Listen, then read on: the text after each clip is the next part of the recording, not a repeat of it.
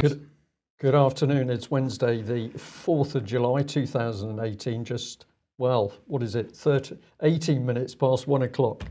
We've got a few technical problems. We're going to try and run the news today, but we may have to stop if things prove too difficult, but we'll see how we get on. Yes. The saga unfolds, Mike. Well, it does. Novichok 2, the sequel. Mainstream media, all covering the headlines. Wiltshire, unknown substance leaves pair critically ill in Salisbury Hospital. That's The Guardian saying that. Well, in fact, here was the original major incident report from Wiltshire Police. Major incident declared following ongoing incident in Amesbury. And they said that Wiltshire Police and partners have this evening declared a major incident after it is suspected that two people might have been exposed to an unknown substance in Amesbury. But sorry, Brian, what day of the week is this? Wednesday, according to that, what's up on the screen. Yeah, I'm having trouble with that. Yes, yeah. But this major incident report says that emergency services were called to an address in Muggleton Road, Amesbury, on Saturday evening, which is June the 30th, after a man and a woman, both in their 40s, were found unconscious in a property. So they've been found on Saturday, gone straight to hospital. They're in critical condition. They've been in critical condition since Saturday evening, but only today are we declaring a major emergency. So I wonder what has happened in the meantime. The thing says here, the report says, they're both currently receiving treatment for suspected exposure to an unknown substance in Salisbury District Hospital. They're both in critical condition. It was initially believed that the two patients fell ill after using possibly heroin or crack cocaine from a contaminated batch of drugs. However, further testing is now ongoing to establish the substance which led to these patients becoming ill, and we're keeping an open mind as to the circumstances surrounding the incident. So they say they're keeping an open mind, and so it goes on. Well, I decided to have a look and see where Muggleton Road was in Amesbury, and strangely enough, Google Maps doesn't actually have a Muggleton Road on the Google Maps, so that's a bit unusual perhaps. And as we can see there, that is removed from the search term from Google because they don't seem to know where it is. It must exist though, because Zoopla says it does. And it says that the average property price in Muggleton Road is £305,103. I suspect that probably will fall somewhat after this recent incident, but there you go. Metropolitan Police then have waded in and they said this. Given the recent events in Salisbury, officers from the Counter-Terrorism Network are working jointly with colleagues from Wiltshire Police regarding the incident in Amesbury. So there you go, Brian. I'm not sure what else to say about that. There's not much more information to be had, but it definitely looks like Novichok 2 at the moment. Mike, I'm almost lost for words because where does this take us? Does this mean that from now on anybody that's found unconscious in UK is going to generate a major incident? That's one question. We've got the basics that if we're now in such a appalling state that these major incidents are going to crop up all over the place, but it takes how many days before they can actually declare it to the public? Absolutely. Now, what's interesting is that sorry, we're just having some slight technical problems here. What's interesting is that, as somebody says in the chat box there, we need to have Mike Veal back. I suspect none of this would have been possible if Mike Veal had been in post. That's one observation. The other thing is, of course, Amesbury is actually closer to Portendown than Salisbury is, slightly closer. Yeah. So we're all in the same area again. This is clearly, and there's going to be an attempt to link this to Novichok, although as Wiltshire Police at the moment saying that they are keeping an open mind. Yeah, I just found it so amusing that initially we couldn't actually find the street. It does appear to exist, but this is all a bit Harry Potterish. So we've got muggles, who I believe are people not trained in witchcraft. We've got Muggleton in the address. We've got streets that exist or don't exist. We think that does exist, and presumably a couple of days and we'll be blaming it all on the Russians. Yes, I suspect that's exactly right. I'm not sure how the country's going to cope because, of course, if this is another major incident, we've still got the major incident of the Heath fires, which according to the BBC were just unbelievable that Britain as a nation could cope with Heath fires, according to the BBC over the weekend. Mike, how are we going to cope with this in Muggleton Avenue? I think we're not. We're not. There's also a Baptist church involved in it somehow. Okay, Right, I think we'll leave it there. Right, let's move on then. Vote Leave. Vote Leave has, their website hasn't changed since the referendum in 2016, with a big thank you note on their website. However, things have come to a head over this investigation by the Electoral Commission. So a preliminary investigation by the Electoral Commission apparently has decided that Vote Leave made a donation they shouldn't have made to a smaller pro-Brexit group. And that's according to Matthew Elliott, who ran Vote Leave. Well, he has said that their initial conclusion, that's the Electoral Commission's conclusion, that we've overspent, that a donation was made to another group during the course of the campaign, and he's saying that that initial conclusion was incorrect. Now, the donation was £680,000, which was passed by Vote Leave, apparently, allegedly, to another group called Believe, which was led by a student called Darren Grimes.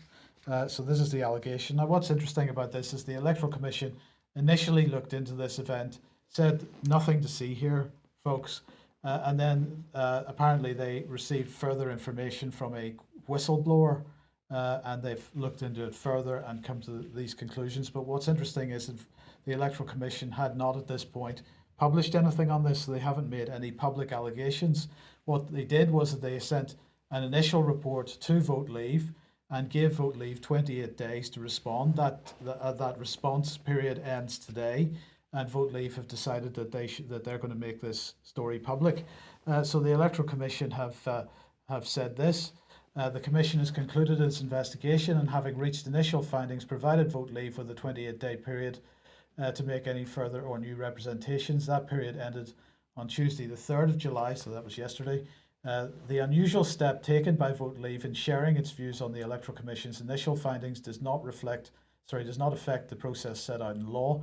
The Commission will give due consideration to the representations made to the Commission, including those made by other campaigners under investigation. We will then, at the earliest opportunity, publish a thorough and detailed closing report in order to provide a full and balanced report to the public and Parliament. Now, Brian, what's already going on here is that some people are using this as saying that, in fact, the entire referendum result is therefore null and void, and that we have to scrap the whole thing. Yeah, well, I'm not surprised, Mike, because I think this any excuse to try and overturn that 17.4 million vote for people to leave, any excuse. And of course, as many people in our chat box this afternoon are saying, we've still got all of this so-called black money coming in, which is being used to try and force that second referendum. So we're seeing the same dirty tricks that were originally evident back in the 1970s, when the nation was simply conned into the European Union instead of a common market. And David Barmby's book is still the best book on this. I'll get it on screen for you again, but of course what it shows is the skullduggery that was going on behind the scenes to deceive the British public, including the mass writing of letters to local papers as if they'd come from members of the public, but in fact those letters all came from organisations pro the European Union. It's more of the same, Mike. Yes. Deceit.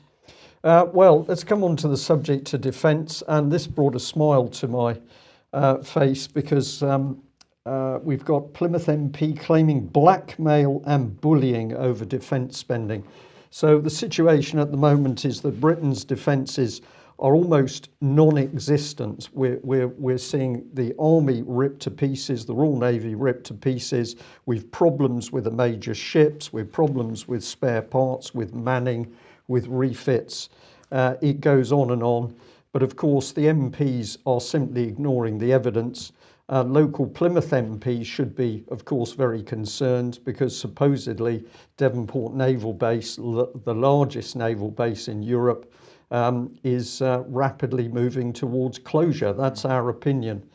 So what are they up to? Well, we're now simply saying that all these problems are to do with money, and because there's too much appearing in the press about the debate, it's all got silly. This is going on in the background, that supposedly Conservatives and Labour in Plymouth have joined forces. This is a picture of the Labour and Conservative leaders standing on Plymouth Hoe to fight for our armed forces. I just had to say with a little bit of cynicism that I think this is Tudor Evans here holding a white ensign which is corrupted. It's got Devonport across the front, but actually what that represents is a corrupted white ensign.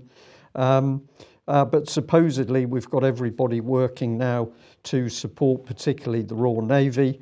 But local MPs just still seem very puzzled. So this is the main man in the article, Johnny Mercer.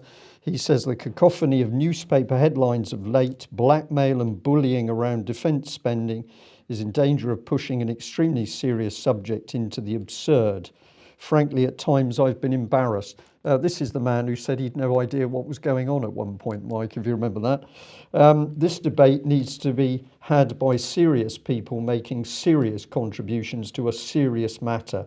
The way it's been infantilized is self-defeating.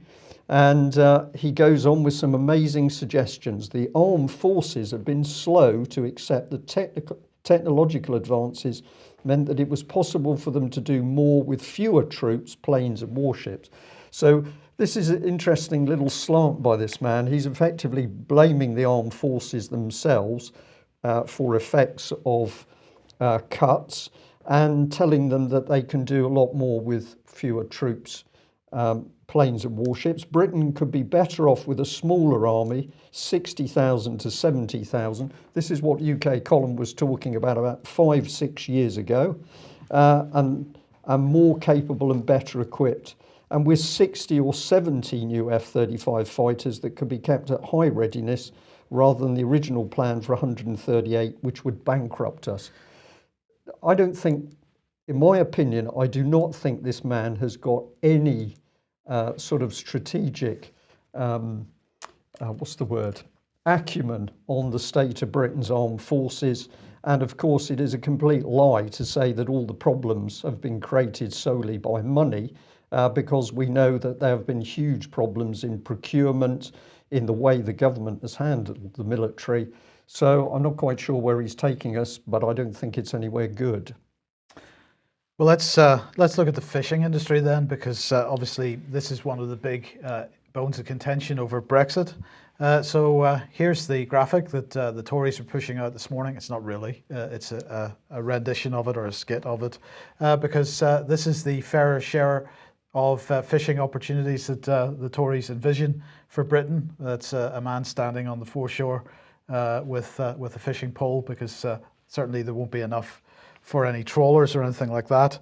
This is actually a consultation that started. Here's the DEFRA version of that, the Department for Environment, Food and Rural Affairs, because they've issued what they've described as a blueprint for a sustainable and profitable fishing industry that will regenerate coastal communities and support future generations of fishermen. There you go. Hashtag future fishing is what it's all about. In fact, this is a white paper, but it's actually a consultation. The consultation closes at 11:45 p.m. on the 12th of September 2018. And what they're saying is that it's a blueprint for a sustainable and profitable fishing industry that will regenerate coastal communities, support future generations. Outside the EU, the UK will be an independent coastal state and will regain control of our waters and natural resources, as well as the flexibility to negotiate with other countries and ensure stocks are fished sustainably. The white paper is called Sustainable Fisheries for Future Generations, and apparently is going to chart our course for managing fisheries after Brexit, and it outlines how powers to be proposed in the Fisheries Bill, which will be introduced in this session of Parliament, will give the UK full control of its waters and the ability to set fishing opportunities such as quotas. Now, this is quite interesting because they say that this is a consultation which will close in September, but they're saying that the Fisheries Bill is going to be introduced to this session of Parliament. That's quite interesting, isn't it? How does that work? Because surely you have a consultation which then leads to legislation, but apparently not. in this case. Theresa May, what did she have to say? As an island nation, our fishing industry is the lifeblood of coastal communities around the UK. I've been clear that when we leave the EU, we will take back control of our waters while ensuring we don't see our fishermen unfairly denied access to other waters. How are they going to do that? Mike, I'm shaking my head while you're reading this because it takes me back to my time in fishery protection, where we saw the British fishing fleet, the British fishing industry, the communities around it absolutely devastated as a result of the European policy which the government embraced. And this is rhetoric. There is no visible plan by the government at the moment to actually put Britain's fishing industry back on its feet. This is Brexit without the exit. Well, absolutely, because how do you leave the EU, take back control of our waters, while still ensuring that our fishermen get access to other people's waters? You've got to have a common fisheries policy, don't you? You've got to have a common fisheries policy, and we go in full circle of this. So Brexit without the exit, absolutely. Fishing version. Now, I have to say, looking at the responses from the unions, the National Federation of Fishermen's Organisation and the various other Scottish Fishermen Federation, for example, they seem to be suggesting that this is a positive move. They're full of language like sustainability, full of Agenda 2030 type language. So they're clearly happy to move along with what's going on here, but we'll have to wait probably for a couple of days to get some proper response from fishermen themselves, because it's going to take a while for them to digest what's been published here. Indeed. And we just add that, of course, it was DEFRA that was used as the test department for the Behavioural Insights team. So quite what's been going on in that department. I think the sum of money originally spent to reframe that department was 34 million. But I'm sure viewers can do a little bit of research themselves to check that figure. Well, this is a story which several people alerted me to. I researched it. I had to agree that I thought this was extremely important stuff. So what's going on here? Well, it's BBC Radio 4's Law in Action. The title of the edition was Social Media in the Dock, and it was an interview with Head of Criminal Law, Lord Leveson. I've called it BBC's orchestrated Leveson policy because this was a very, very well crafted BBC edition. And what was the objective? Well, it was to put in the public mind that the law needs updating to cope with the growth in social media. So how was this done? Well, let's bring in the interviewer, Joshua Rosenberg. And this is where he started off with Judge Leveson. What about the problem of members of the public posting comments on their own Twitter feeds? Sorry, that should be feeds. Their own Facebook page, ignorant of the law, or perhaps deliberately flouting the law. And here was the first part of the reply. The difficulty with social media generally is that those who are charged with the responsibility of listening to the trial and deciding it can be affected adversely by what people say. Rosenberg then responded, you do, of course, tell jurors not to look at these things, don't you? Yes, we certainly do. One of the things we instruct them to do is not to look on the internet. So the dialogue continued and it becomes ever more interesting. However, human beings being what they are, those instructions, I regret to say, have not always been followed. And what is critical at the heart of all this is that the defendant has a fair trial and that the victims and witnesses are fairly judged by the jury in the light as to what has happened in court, unaffected by what people might think or other views people might express. Now, what I'm picking up here, Mike, as I was listening to this, of course, here is Leveson expressing his views publicly around this subject. And why is this important? Well, let's see where it goes. Here's Rosenberg back into the fray. If that's the case, then presumably you've got to try and stop members of the public commenting on high-profile criminal trials. So this is the start of the policy coming in here, Mike, that we need to make sure the public can't comment at all. The BBC can, but certainly not the public. And Leveson comes back in. The members of the public ought to know that publishing comments which impact unfairly on the conduct of a criminal trial could constitute contempt of court. And there's a very good recent example of a man who videoed material which he fed into the internet, which did constitute contempt of court, as a result of which he was sentenced to a term of imprisonment. Now, who was that man? Well, it didn't take long because the BBC came straight in with a question. This is Tommy Robinson. So Leveson, having initially anonymised his comment, is prompted by the BBC to name Tommy Robinson, and in comes Leveson, "It is indeed." Whereupon the BBC then inserts a video clip of Tommy Robinson speaking, where he says, "I've caused a breach of the peace, I'm being arrested. The content of what I'm streaming, I'm being arrested for breach of the peace."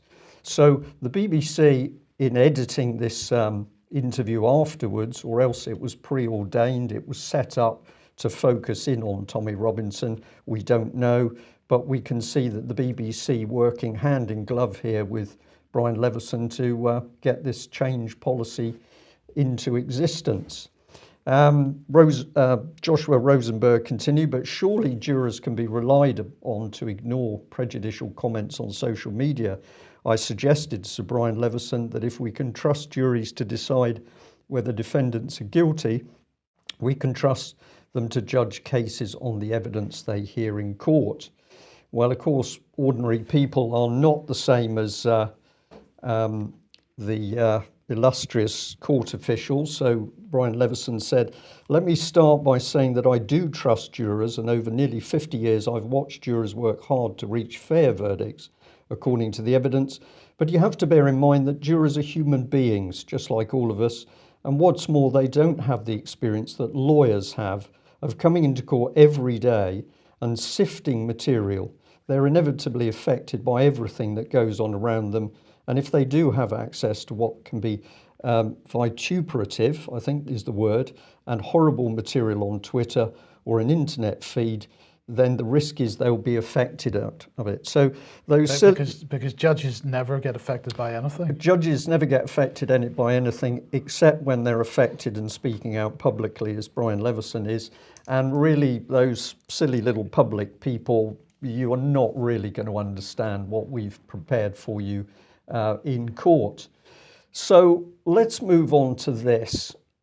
Because this was sent to me by several people. It was a tweet by a gentleman called Raheem Kassam, and he says, #FreeTommy, update, Lord Justice Leveson will hear Tommy's appeal on the 10th of July 2018 at the Royal Courts of Justice in London. Now, I have been unable to find any court documents which support this claim.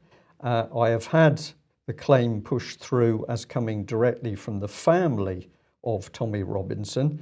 So we will say at the moment we have not seen any court documents to say that Lord Justice Leveson was going to hear the appeal, but we could take it on face value at the moment that several people thought he was, and the date is the 10th of July. So the BBC runs a programme which is clearly hostile to Tommy Robinson and would clearly, I think, prejudice people's opinion. They've said he's guilty, so why would an appeal stand?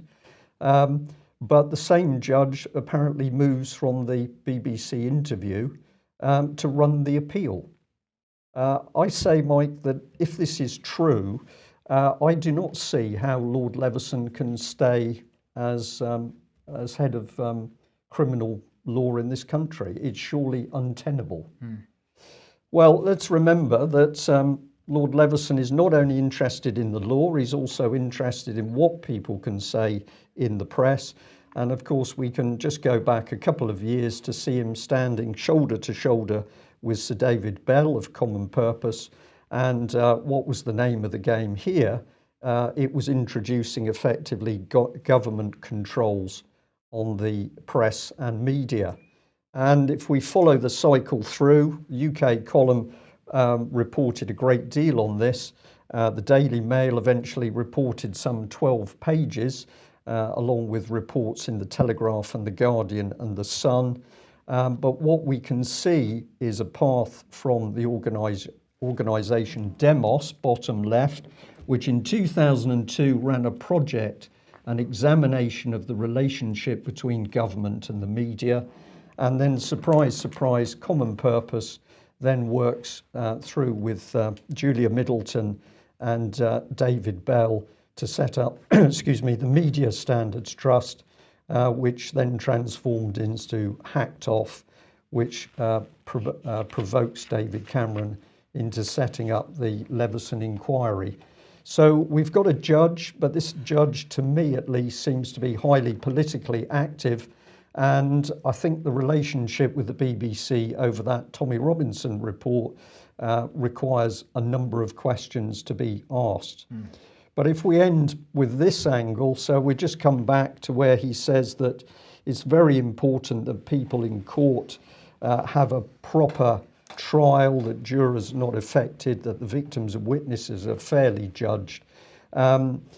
Is this man really trying to have us believe that he has no idea that evidence of child abuse is being withheld from courts on the order of the judge, that perjury is unchecked, and that political prisoners such as Melanie Shaw are being brutalised in prison, denied access to court, and denied their chosen legal representation?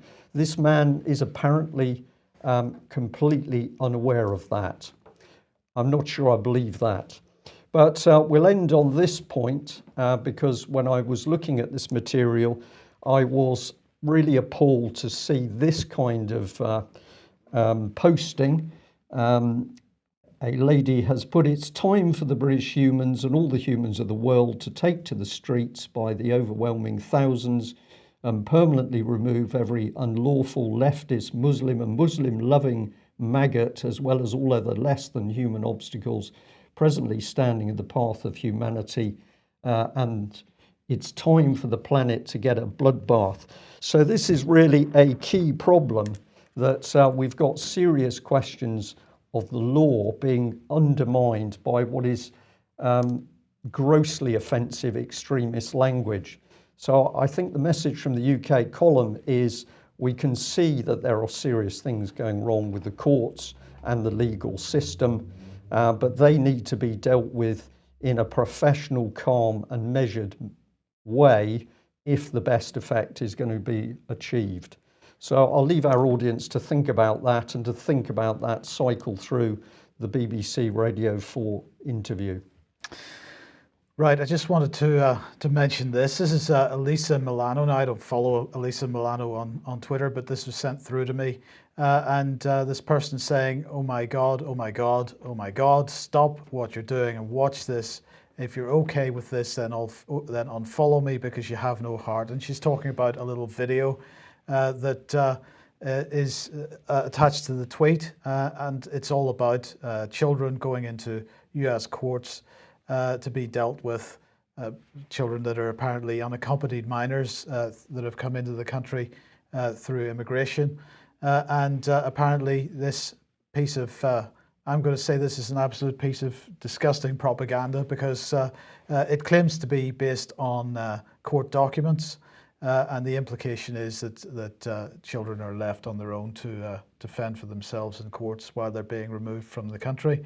Now, 2 points about this. First of all, as Patrick Henningsen and I, the point that we made a couple of weeks ago when we covered this issue was, of course, this propaganda is being pushed out to demonize Donald Trump. And while we're not entirely convinced about Donald Trump, that's neither here nor there. The point here is that this type of thing has been going on for a long time in the United States. That there have been unaccompanied minors being sent to the United States for many, many years. And in fact, the regime under Obama was significantly worse than it has been since Donald Trump became president. So this is sheer propaganda, sheer hypocrisy, absolute anti-Trumpism. And if you, in fact, go to Patrick Henningsen's Facebook page, you'll find some photographs that he took because he's back in the States at the moment for a few weeks. And he took some photographs as he was entering whichever airport he arrived at, showing the anti-Trump propaganda everywhere on the magazine stands everywhere in the United States at the moment. So I was interested to know who is behind this little video clip, and as you can see at the top right hand corner there, it says "Now This." Well, here they are. This is Now This. They are a big specialist social media. They're not a huge organization, but they're a specialist social media organization. They belong to this lot, Group 9. Group 9's parent company is Discovery Limited, so Discovery Channel. So this is not some piece of sort of grassroots activism going on here. This is big money behind this little video clip, and I just in with the foundations and the trusts and the NGOs. Well, and huge big media companies. But here we go. I just want to remind everybody once again, this is not a Trump problem. This is a problem globally that belongs to every single one of us. 130 billion pounds being made every year by human traffickers from the UK. 21 million victims worldwide. 54% ending up in sexual exploitation, 38% ending up in forced labour, 8% ending up with other problems, including organ donation, organs being stolen from them. This is a problem much bigger than Trump. And if the focus is to be on Trump, then we're not dealing with the problem. I find it pretty disgusting that this problem is being used cynically to focus people's attention on Donald Trump. I think it's absolutely wrong. And companies like this need to ask themselves a few questions, I think. The minimum of what we're seeing, obviously in America in this case, but it's happening in this country as well, is massive manipulation of the whole media system in order to get a political agenda across. It's happening in America, it's happening in UK, and of course very often it's the same huge corporate media interests that are driving it in both countries. Yes. Now, BBC up to their old tricks today. Putting death on the school timetable is the headline, and the article says this could be a school timetable in a state in Australia if a proposal by the Australian Medical Association Queensland is accepted. They want young people to be made more familiar with talking about the end of life. Doctors say that improvements in medicine and an ageing population mean there are rising numbers of families facing difficult questions about how their elderly relatives, and how they will face their last days. But too often, young people in the West are not prepared for talking about such difficult decisions. There's a taboo around the subject, and most deaths happen out of sight in hospitals. Pupils might have reservations about lessons in death education, but the Australian doctors argue that if the law and ethics around palliative care and euthanasia were taught in classrooms, it would make such issues less traumatic and help people make better informed decisions. So what do you think of that, Brian? Is that a good move to start propagandizing children, from early age to accept euthanasia, to accept death? We don't see a stop to the focus on children, and I believe the tag, which is often used in child protection and no child left behind, is actually that the state has to get into the minds of every child, no matter how young. And to say that you're now going to bring death into a curriculum, I think is extremely dark and dangerous. But of course, that's what it's designed to be. Absolutely, but it doesn't end there, because the Times pushing the same agenda today, not to children admittedly, but Alice Thompson saying we need to start talking about assisted dying. The whole assisted dying euthanasia narrative seems to be right back in the mainstream press, Brian, and I wonder very much whether this is something to do, or at least I don't see it's not a coincidence that this is happening at the same time we're seeing more and more articles in the British mainstream press about the number of deaths in the National Health Service, and this is clearly building up to us having some major national discussion on what we do with old people once they become just too useless to and this is also happening, Mike, at the same time that we are seeing a lot of what is clearly true evidence that the suicide rate amongst teenagers is increasing all the time. So we've got a problem with suicide. What's the government now want to do? Well, let's get in an agenda for young children talking about death. This is very sick policy, and I think we really have to ask ourselves what type of person is creating the policy. I've mentioned this before. A lot of people, they get angry at the symptoms of what they see happening, but they don't track it back to see what organisations and what individuals are the people presenting this policy.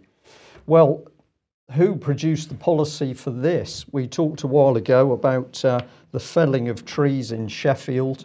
If you haven't seen this story, The Independent reported it, but it was well reported elsewhere. There was a £2.2 billion PFI contract issued, which included in a buried clause that they wanted 20,000 trees felled in Sheffield. They're battling to cut down 17,500 at the moment, and there is some really tragic film footage of people in the local streets trying to protect the trees, which they obviously love because those trees help form the environment of the avenues and the areas of Sheffield. And of course, we now know that several people have been imprisoned as a result of the demonstrations to protect the trees.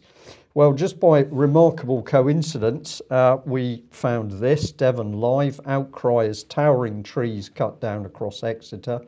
And the story is that these big lime trees are being felled because the trees have got to the end of their life, and apparently they could be dangerous.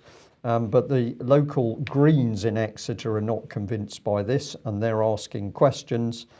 We asked the basic question, is this legitimate safety work, or is it preparation for 5G? Because of course we now know that for the 5G system to be installed in city areas, the trees need to go because the leaves interfere with the 5G signal, particularly if the leaves are wet.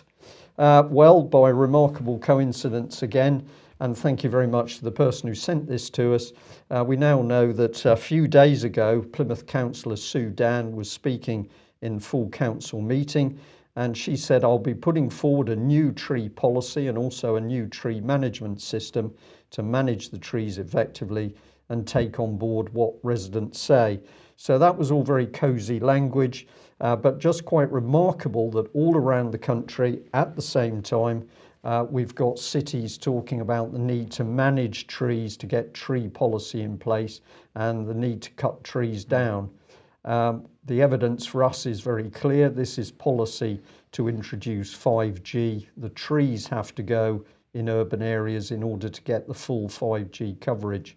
So if you're not up to speed with the dangers of 5Gs and the requirements, start to do some research, but we will be producing more on that subject in due course. We made it, I think. Sorry about the technical issues at the beginning of the programme. A few things not working here in the studio, which does make it difficult for us.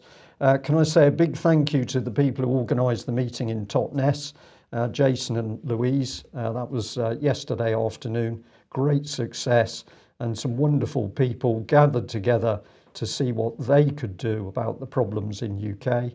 And I'll also say thank you to people who've made donations excuse me, to the UK column. If you're not a subscriber and you're watching us, please consider taking out a subscription, because we can only do what we do with your financial support.